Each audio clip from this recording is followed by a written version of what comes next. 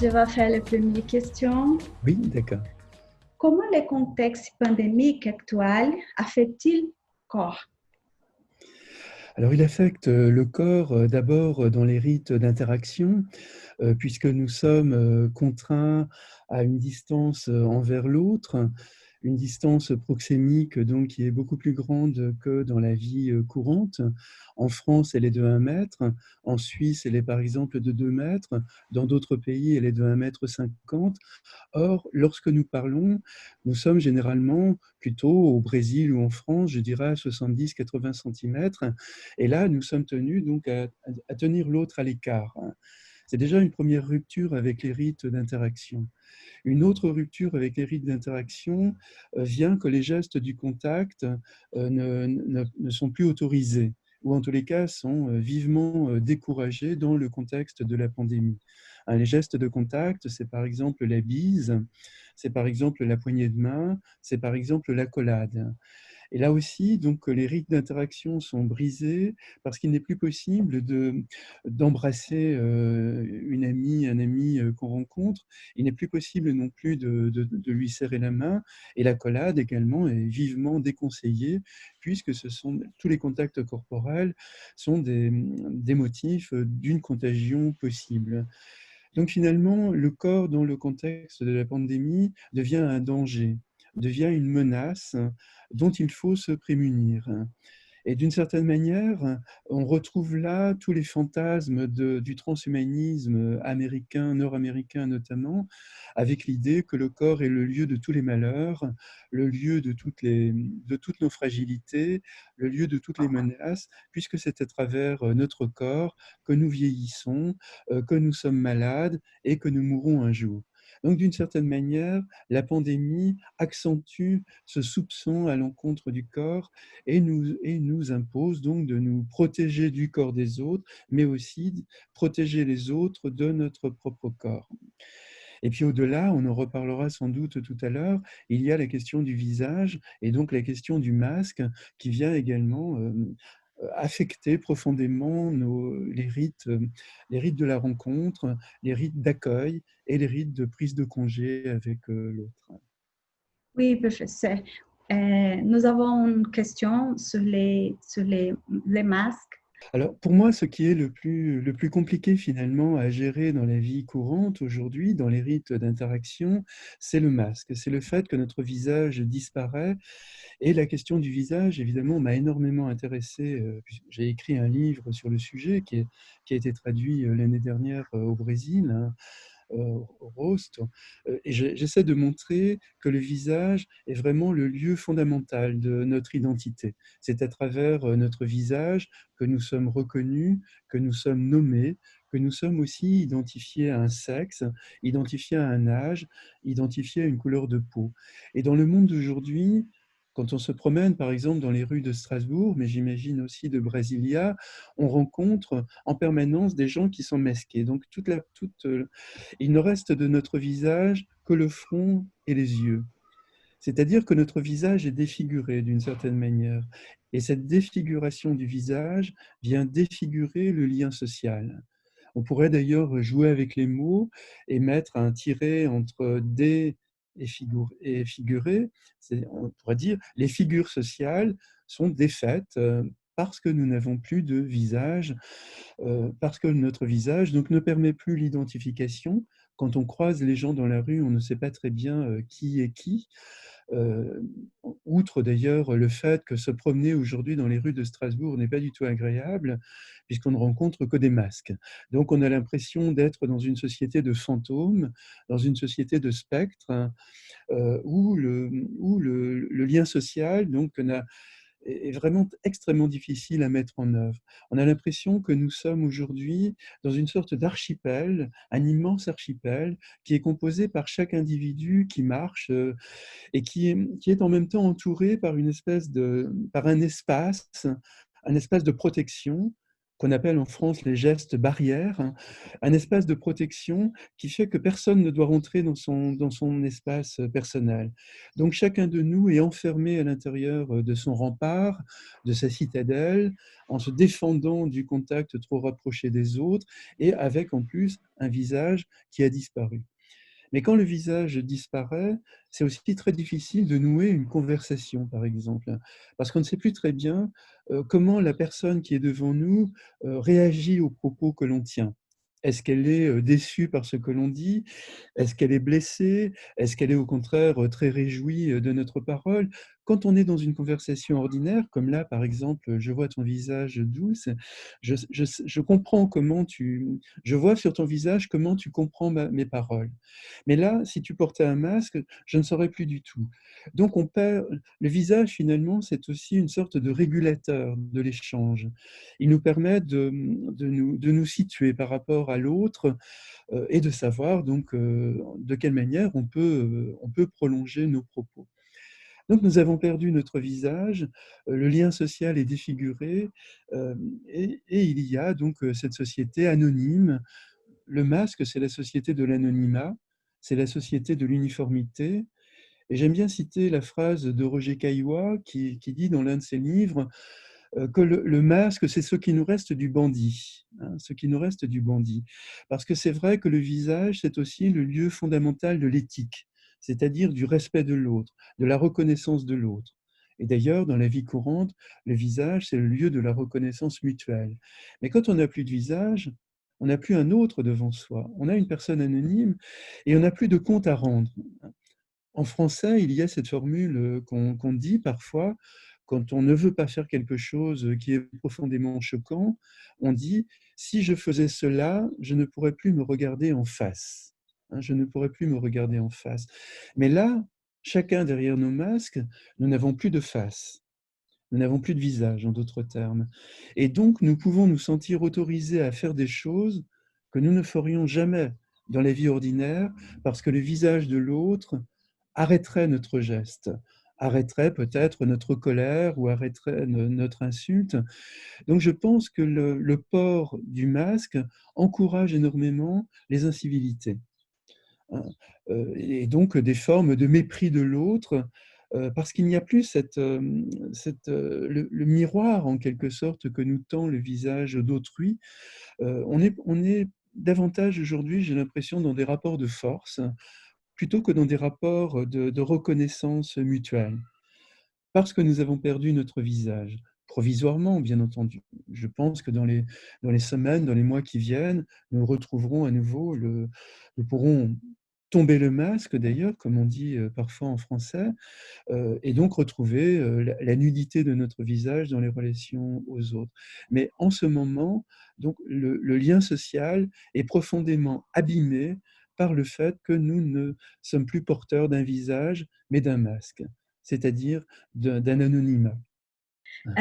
L'autre question, c'est à propos du texte Oui, récent- récemment publié, le prix des choses sans prix. oui. Quelle est la signification de l'expression? Cette pandémie nous rappelle la nécessité anthropologique du partage. Le partage, évidemment, c'est la réciprocité, c'est le lien social, c'est en permanence le respect de l'autre. Et là, la pandémie nous plonge tous dans une situation de vulnérabilité, de fragilité. Donc nous devons nous en remettre d'une certaine manière aux autres, et notamment d'ailleurs aux gestes de protection des autres à notre égard. Mais de même, nous devons protéger les autres, puisque nous pouvons, sans le savoir d'ailleurs, être porteurs sains de la maladie. Nous pouvons la transmettre. Donc la pandémie nous rappelle combien nous sommes dans une interdépendance mutuelle, donc dans un partage, et donc dans la nécessité de prendre en compte en permanence la présence de l'autre. Et puis également, la pandémie en appelle au partage dans la mesure où elle appelle à la solidarité, à l'amitié, à la protection des plus faibles. Et notamment, on a vu la mobilisation des soignants, on a vu la mobilisation également de beaucoup de métiers, et parfois de petits métiers, comme les éboueurs, les caissières dans les supermarchés, les infirmières, les aides-soignantes, etc. Il y a des millions de gens aujourd'hui qui sont mobilisés, qui sont généralement assez méprisés dans la vie courante parce qu'ils font les métiers que personne ne veut faire, mais qui aujourd'hui sont les supports fondamentaux de la continuation du lien social. Si les éboueurs, par exemple, n'étaient pas là, les détritus, les ordures s'entasseraient partout dans nos rues et la vie deviendrait absolument insupportable. Si les caissières de supermarchés n'étaient pas là, ou les gens dans les petites boutiques, on ne pourrait plus aller acheter à manger, on ne pourrait plus aller chercher le pain, etc.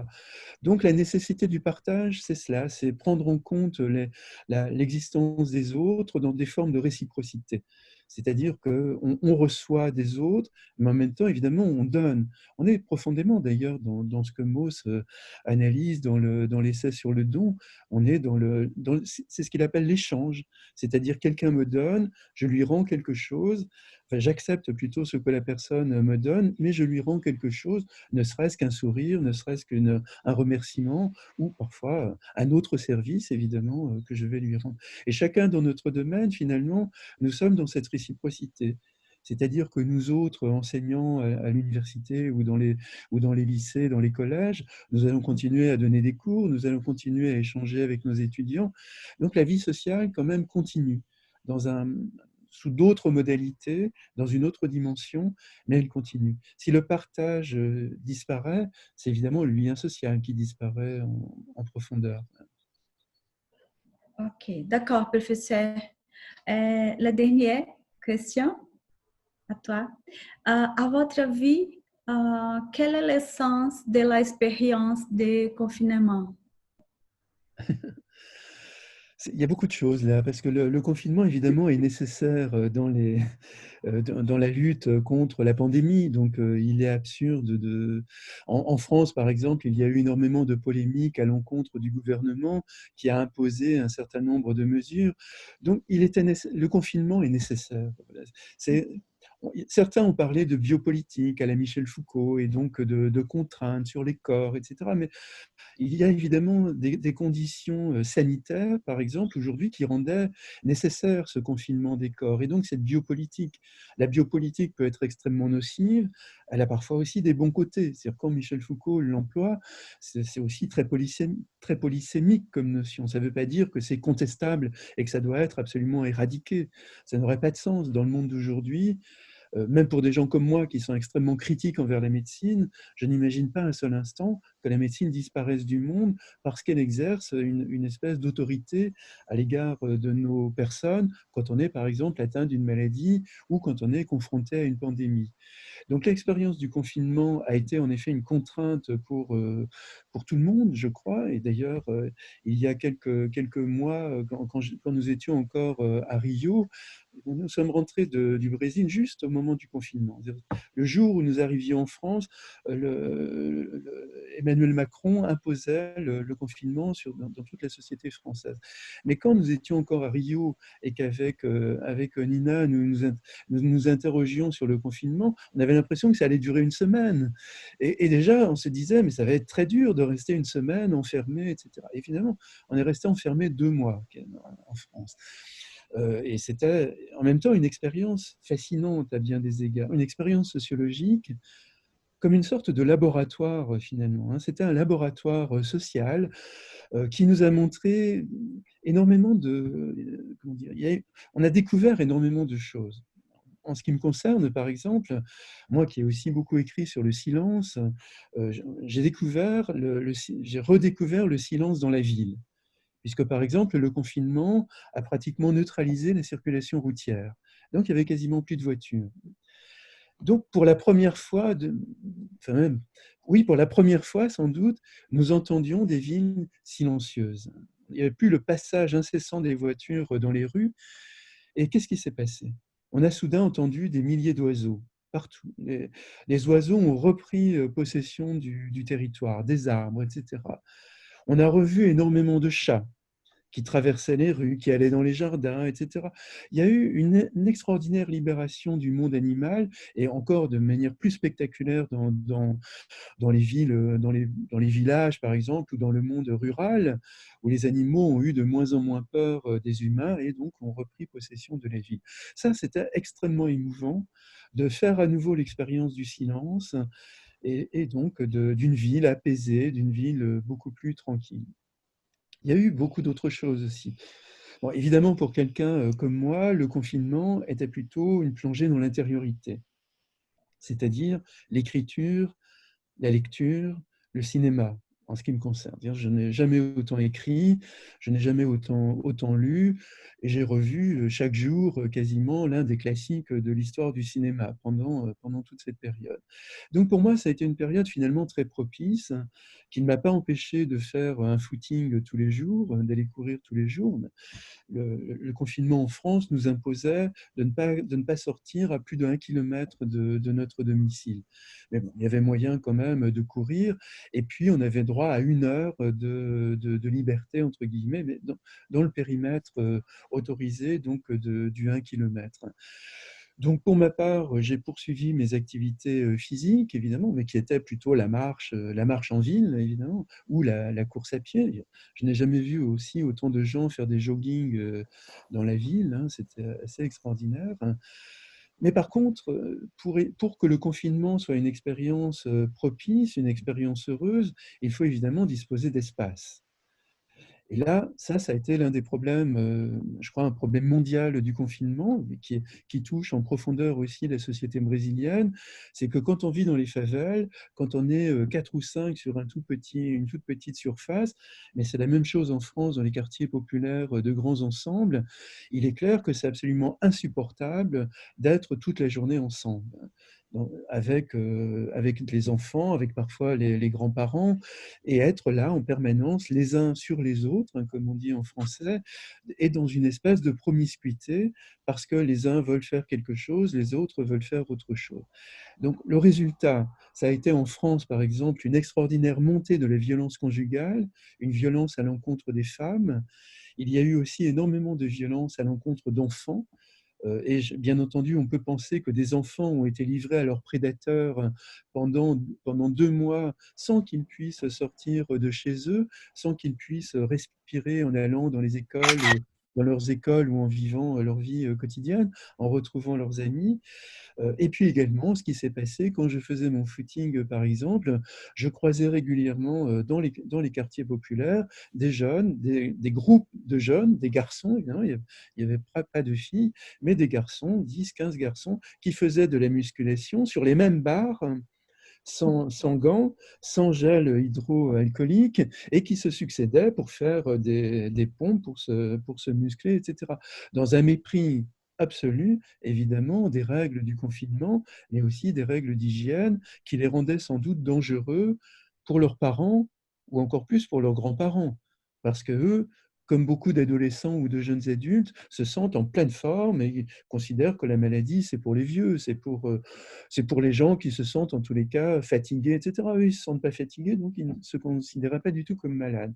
Et je pense aussi que c'était pour beaucoup de jeunes de milieux populaires une forme de révolte, une manière de refuser le pouvoir, entre guillemets, de prendre leur revanche également, puisque eux ne portaient évidemment pas de masque, donc ils prenaient une revanche sur la société en narguant la société, hein. C'était une espèce d'ironie sociale.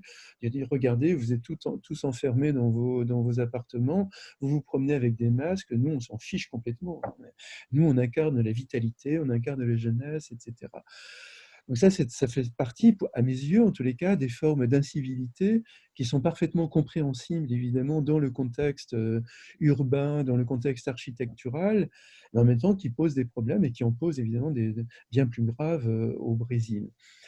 Et là, évidemment, le confinement est une expérience de contrainte pour ces gens de milieux populaires qui n'ont pas suffisamment d'espace et qui n'ont pas non plus les loisirs comme nous pouvons les avoir davantage dans les classes moyennes ou dans les classes privilégiées, le loisir de lire des livres, de regarder des films, etc. Regarder la télévision toute la journée, je crois qu'au bout d'un moment, ça doit être un peu saturant et donc amener ce désir aussi de sortir. Merci beaucoup. C'est moi qui te remercie, Dulce.